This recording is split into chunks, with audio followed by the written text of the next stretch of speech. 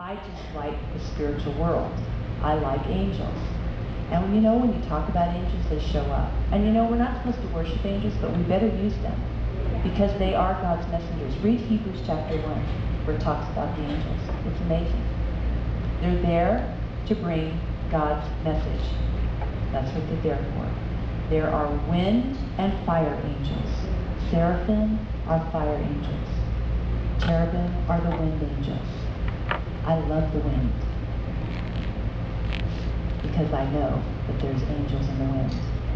And so we drove from Redding, California down to Bakersfield and across into Arizona, praying all along the way.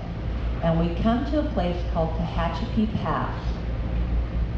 And there are hundreds of windmills at this pass. And I didn't think anything of it at the time. I'm just driving through this pass, come up over the mountain, and there is the Mojave Desert. Massive, miles upon miles of desert. We get to the top of that pass, and I'm driving, and I look out over the desert, and I all of a sudden realize there are angels in this desert. Hundreds of angels in this desert. What are angels doing in the desert?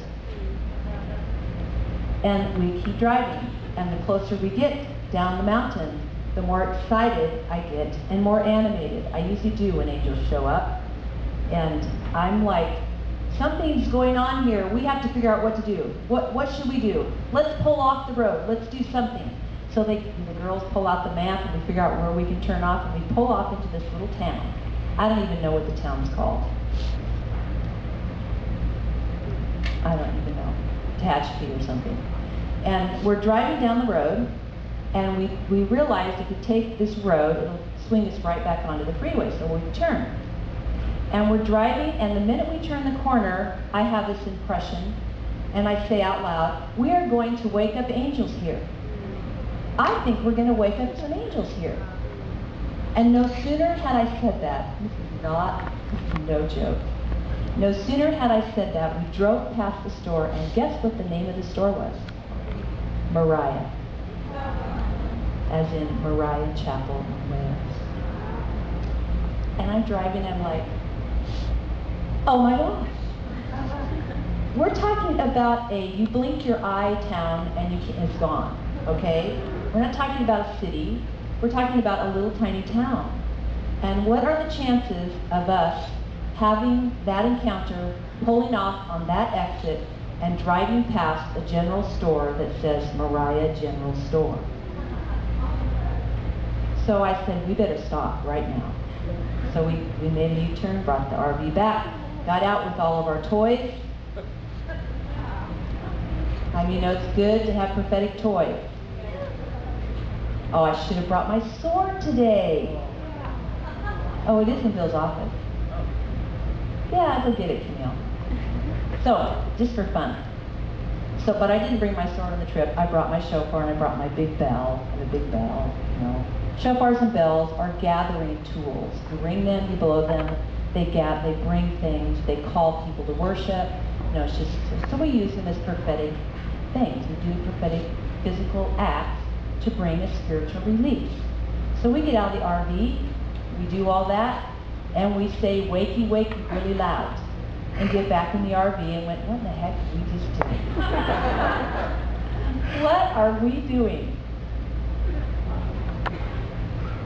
And we start laughing. And I'm not talking just casual laughing. We start howling, laughing.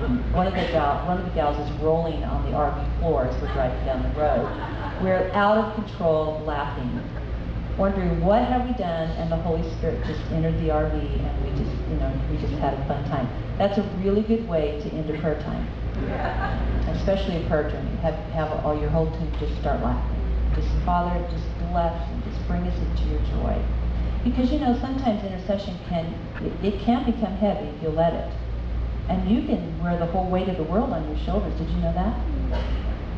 And did you know that Jesus already did that on the cross?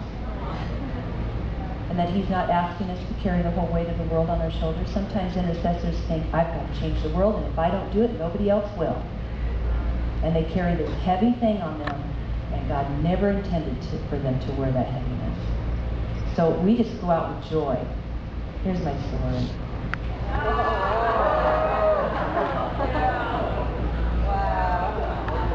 Now that's a story. So lately what I've been doing is when I go places, I've been sharing the Wakey Wakey story. I shared it at our leaders events. I mean, I've just been sharing it all over because I feel like God is waking up angels right now. And I'm saying, God, why are you waking up angels? And one of our guys at the church came to me one day and says, well, you know, John the Baptist was in the desert. And what did John the Baptist do? John the Baptist prepared the way of the Lord. And I went, God, is that what you're doing? Are you setting something up here that is way huge? I mean, we're all hearing the prophetic words. God's coming and it's huge. And that's about all we know. But we know it's huge. And we can feel it. How many of you can feel it? I can feel it in my bones. I can feel it in my spirit. God, is that why you're waking up the angels? So now there's people. We got t-shirts now that say Wakey Wakey. Anybody seen a t-shirt that says Wakey Wakey? Somebody just told me today they were in Dallas, Texas at a big meeting. And there was about 6 people there with Wakey Wakey t-shirts and they didn't have a clue what that was. So I told them, well, that's the Wakey Wakey story. God is waking up the messengers of God. He's waking up those ones that have been sleeping for many years. So now I have people telling me stories. Guess what I did? I went so-and-so and I woke up the angels. And I had this one gentleman come up to me and he says, yeah, we felt like we were supposed to go to a place back east where George Whitfield held his revival meetings during one of the awakenings.